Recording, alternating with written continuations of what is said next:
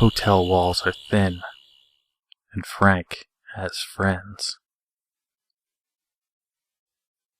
I am scared for my life. Not only my life, but my wife's life as well. I guess I should start by telling you how this all came about. I'm in the military, and recently, about 3 weeks ago, returned from a 9-month deployment in the Middle East. I was previously stationed in Virginia, but now my duty station has changed to San Diego, California. We, my wife and I, decided to drive with what little belongings we had across the country to beautiful San Diego, taking a week and enjoying the sights along the way.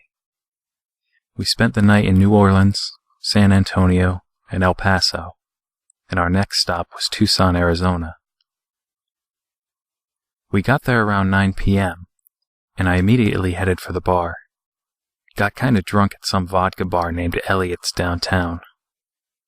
While I was there, I met this guy named Frank. I love meeting new people, so this is not uncommon. And Frank used to be in the Navy, so we hit it off. We hung out long enough to exchange deployment stories and drink about 6 beers together before I decided I need to get back to the motel and rest before the drive the next day. So I said my goodbyes and off I went, in a tipsy good mood, all the way to the motel where we were staying. Well, here's where this shit gets weird.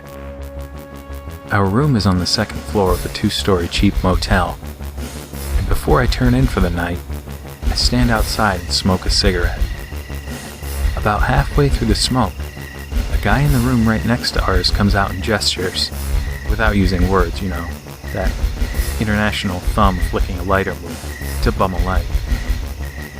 I oblige, and make a half-assed attempt to act like a normal human being by asking him what brings him to Tucson.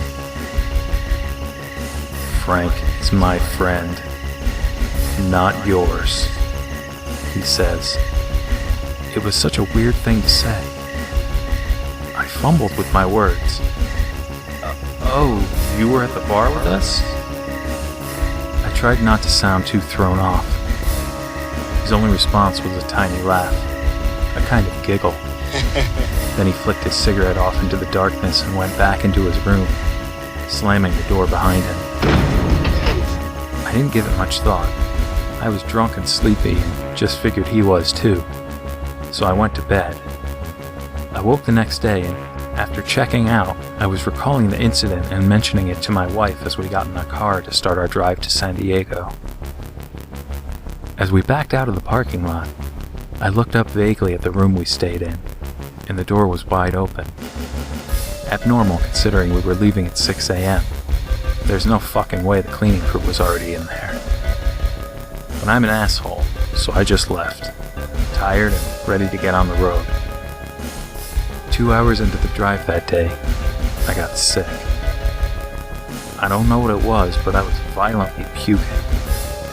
So we decided to stop in Yuma, Arizona. We checked into another shitty yet cost-efficient motel, so I could purge violently for the remainder of the day. Around 6 p.m., I was feeling better.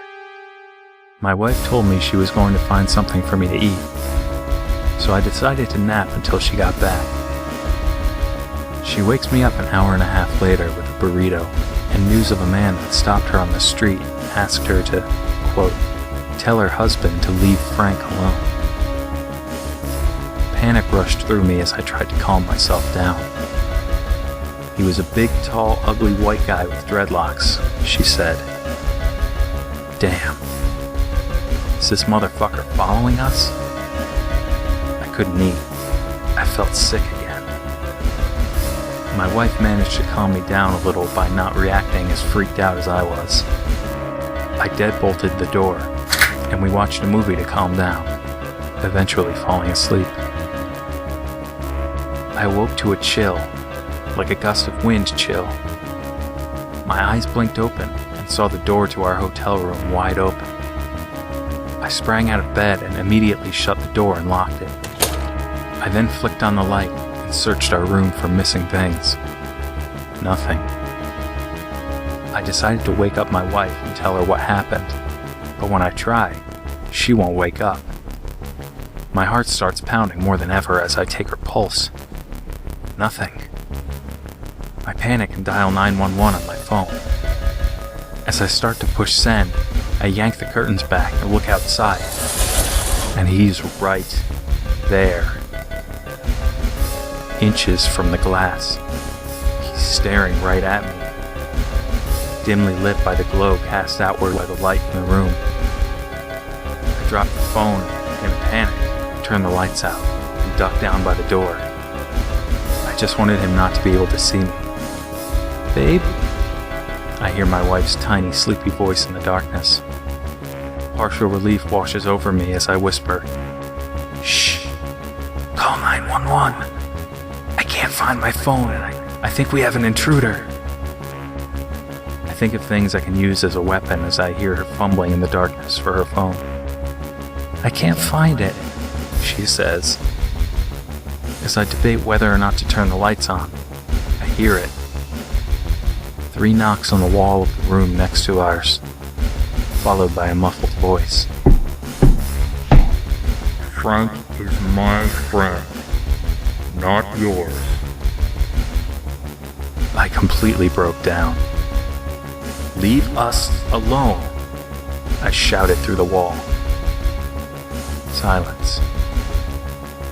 5 agonizing minutes later, the cops show up knocking on my motel door, telling me someone complained about the noise in my room. After explaining the whole thing and giving a statement, they said I would be contacted when something developed. I decided to just drive the rest of the way up to San Diego.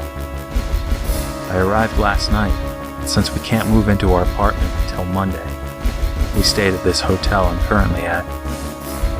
Last night I was going to walk out of my hotel room to have a smoke, and there was a sheet of paper slipped under the door.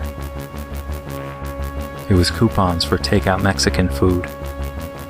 Scribbled on the outside edge was a note that said, "You're my friend now, Frank."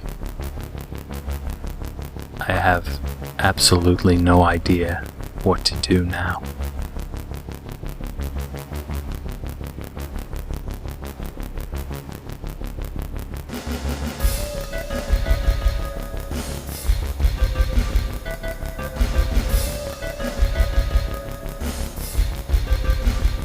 What's that hiding?